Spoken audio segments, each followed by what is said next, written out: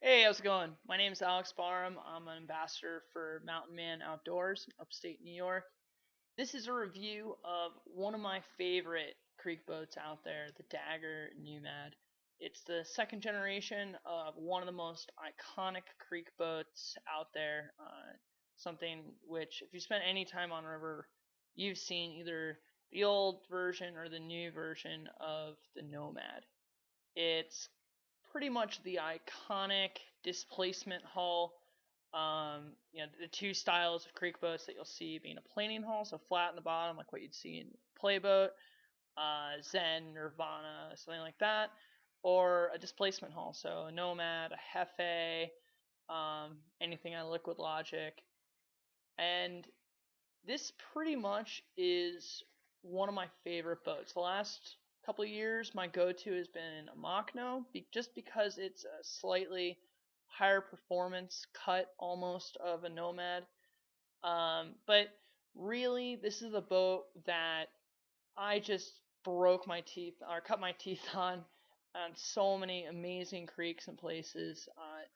It is just a bulldog. If you point it in a direction and tell it to go somewhere, it's going to try its damnedest.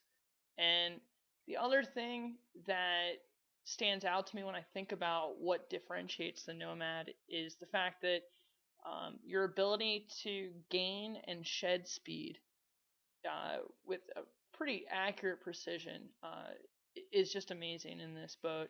You can ramp up and get that boof in, or if you're doing some steep technical stuff, you can really slow down and creep up to the edge, and then in just a few strokes, get where you got to go, and you don't need to be going super fast to get this boat to boof and start getting into the groove and getting downriver with some style.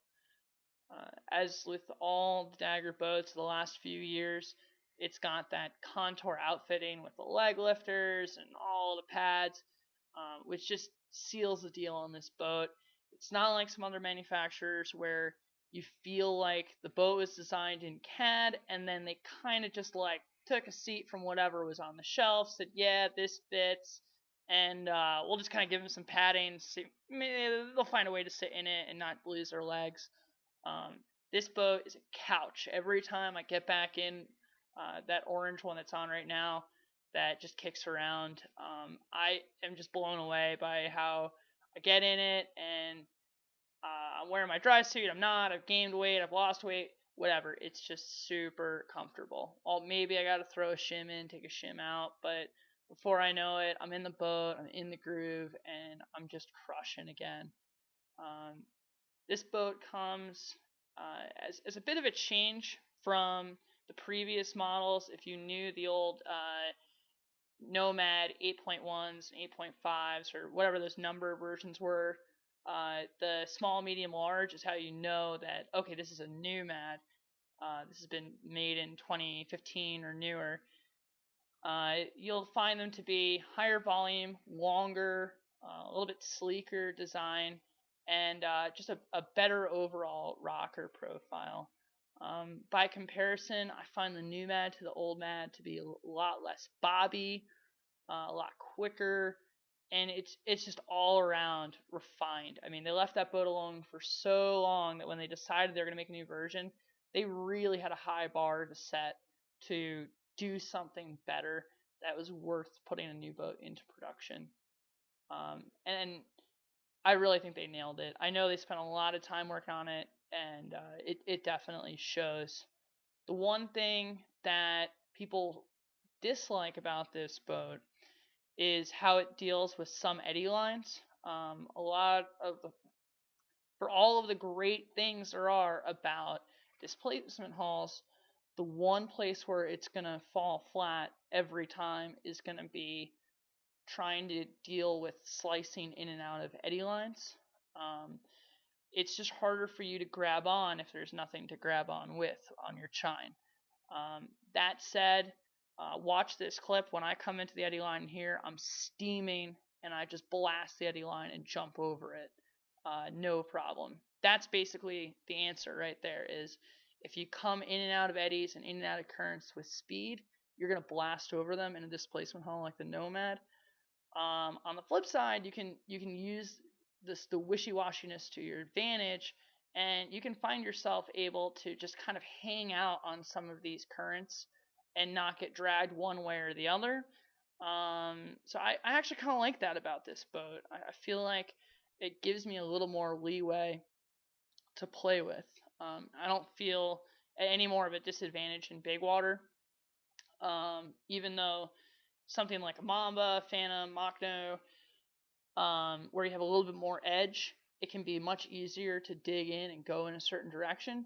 It can also fight back on you, and if you get sideways in the eddy line or in a seam line, it can just be like a puppy on a leash and just drag you along, and you can't really get loose. So for that, if I had to say there's a specialty for the Nomad, like most Dagger boats, it's going to be low volume, creaky stuff.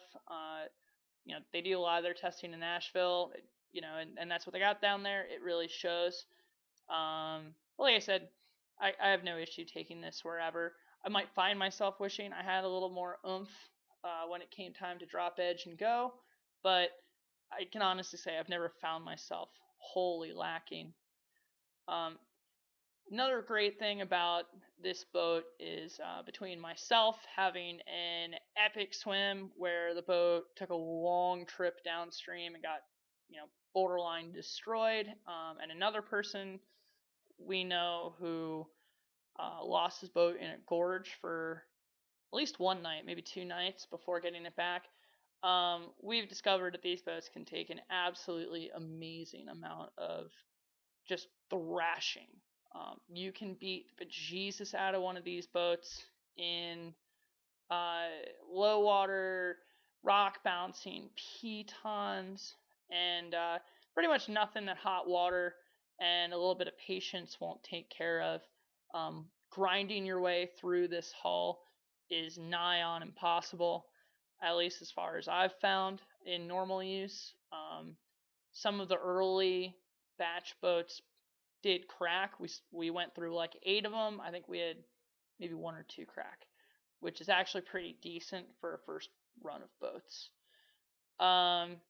Yeah, if you're looking around and you're trying to figure out a Super Duty workhorse or a first creaker, that's the sweet spot for this boat.